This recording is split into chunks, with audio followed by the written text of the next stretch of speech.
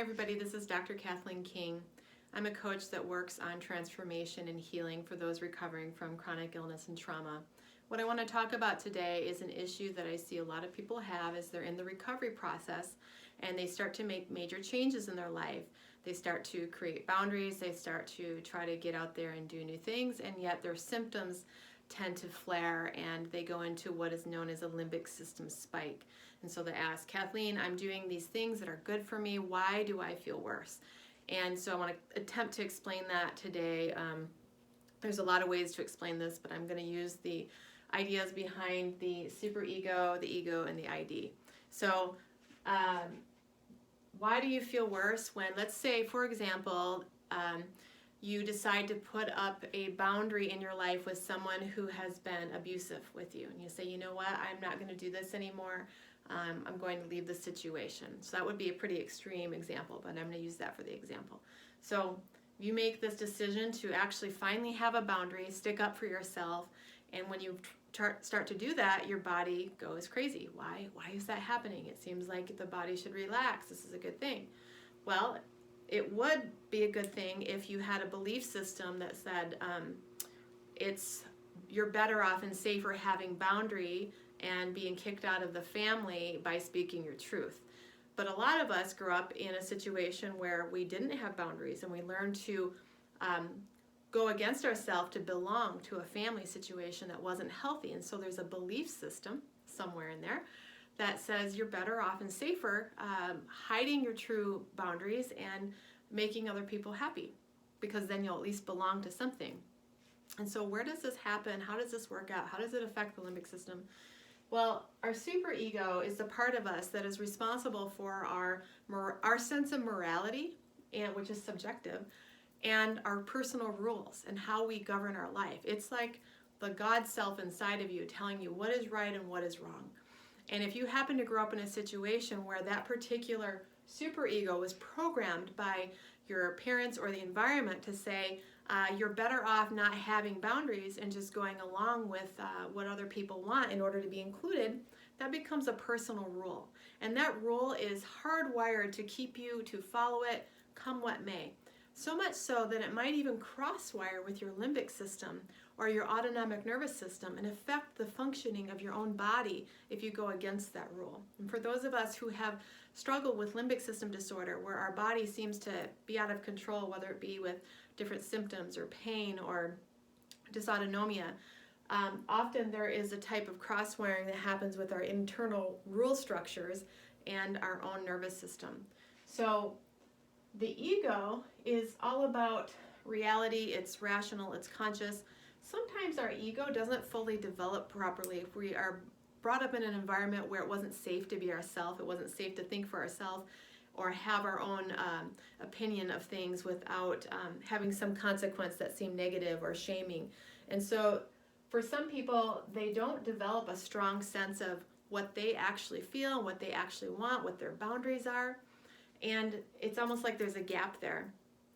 The ID is the part of us that's our instincts, our drives. I want this now, sexual desire, just that impulse. That's what the ID is. So kind of like that inner child self that just wants this. So when we're in our healing process, we're dealing with all of these parts that have often competing desires. You might have a superego that says, please everybody. But an impulse that says, well, I want that even though they don't want me to have that. And then you have an ego that needs to mediate between the two and decide, what does my main personality want? If that ego structure is underdeveloped, you're going to be under the influence of the superego and your drives, and they're often competing, and that's that push-pull in your life that you can feel. So what happens is when you go against your superego, for some people, if there's cross-wiring in the limbic system, and let's say you decide to put up a boundary and it goes against one of your rules because you've been doing some work and raising your consciousness and you're like, you know what, I don't want to be in this situation that's really harmful to me. I'm going to put up a boundary and say no, but you're going against the superego that says, oh no, you need to please everybody. Your body might not feel very well, because if there's a cross wiring with the limbic system, which governs a lot of your autonomic functions, And there's a type of internal rule structure that says increase your symptoms if you go against any of these rules that I have made to stop you, you might get an increase in symptoms while you're going towards your truth. That was my experience when it wasn't comfortable or easy to start being my true authentic self. I had more symptoms happen. And I started to understand that that was part of the process. So what do? How do you start living your truth and not have it be so uncomfortable?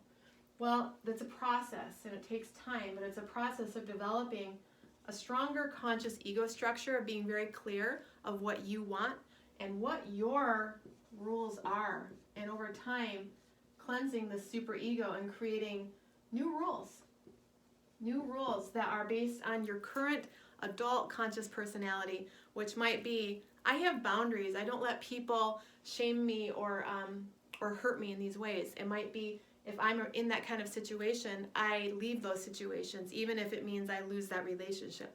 That might be a new rule, which is different than the old rule where you grew up.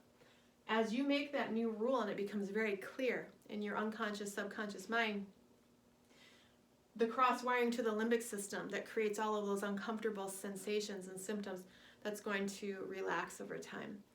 The first thing that needs to happen, though, is you need to develop that ego, that main personality. It sounds funny to say develop your ego, but it's the part of you that is your main personality. It says, this is what I want, this is what I believe, this is what I choose, balancing out your internal drives and creating new rules in your own morality structure coming from your adult conscious mind with all that you've learned that might look different than the programming of your past. So this starts, what I tell people is you start by figuring out what your needs are and meeting those needs. It's really that simple, but it's a very powerful practice. As you learn what your needs are, you start meeting those needs, you're going to have a clearer sense of what your rules are, what is true for you, and you'll be able to start teaching the superego some new rules and updated programming, and over time help to regulate your limbic system as you're living your truth. So that is a beginning answer to that idea, and hopefully that helps you understand why it's important to become aware of your needs and to question some of the rules that have been programmed in there that might not serve you, even though when you go against them, you might feel worse for a little while. It's part of the process until you teach these aspects of yourself, who you are and what you believe. Thanks for listening.